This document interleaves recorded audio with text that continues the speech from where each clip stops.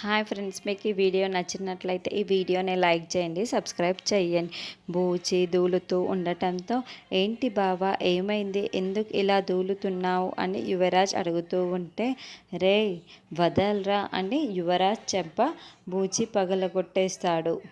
ఏయ్ అల్లుడు, నీకు ఎంత ధైర్యం, నా కొడుకు మీదే చేయి చేసుకుంటావా అని వైజయంతి బూచిని పట్టుకొని అరుస్తూ ఉంటుంది. నోరు ముయ్యవే ముసలి అత్త, నిన్ను కొట్టేస్తాను అని వైజయంతిని కూడా కొట్టడానికి బూచి వైజయంతి మీదికి వెళ్తూ ఉంటాడు. అప్పుడే కమలాకర్కి చాలా కోపం వస్తుంది.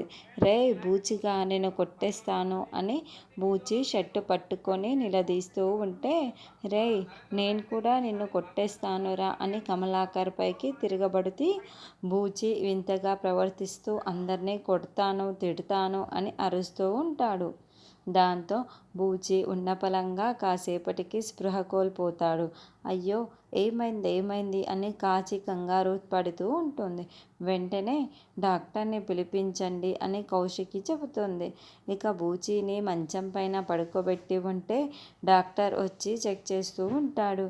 ఏమైంది డాక్టర్, ఏమైంది, బూచి ఎందుకు ఇలా ప్రవర్తించాడు అని కౌశికి కాచి అందరూ ప్రశ్నిస్తూ ఉంటారు.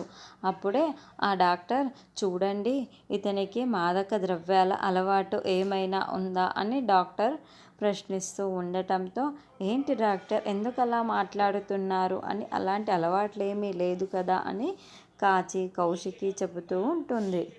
అతను పల్స్, బిహేవియర్, హార్ట్ అన్నీ చెక్ చేసే తర్వాతే ఈ విషయం అడుగుతున్నాను. అతను మాదక ద్రవ్యాలకి అలవాటైపోయి అతను తీసుకున్న విధంగానే అనిపిస్తుంది. ఆ అలవాటు ఉన్నవాళ్ళే ఈ విధంగా ప్రవర్తిస్తారు అని డాక్టర్స్ చెప్తారు. ఇప్పుడు అతను ఆ మాదక ద్రవ్యాలు తీసుకున్నారో లేరో బ్లడ్ టెస్ట్ చేస్తే సరిపోతుంది, తెలిసిపోతుంది కదా డాక్టర్ అని దాత్రి చెప్పడంతో, అవును మేడం, ఖచ్చితంగా తెలుస్తుంది అని డాక్టర్ చెబుతాడు.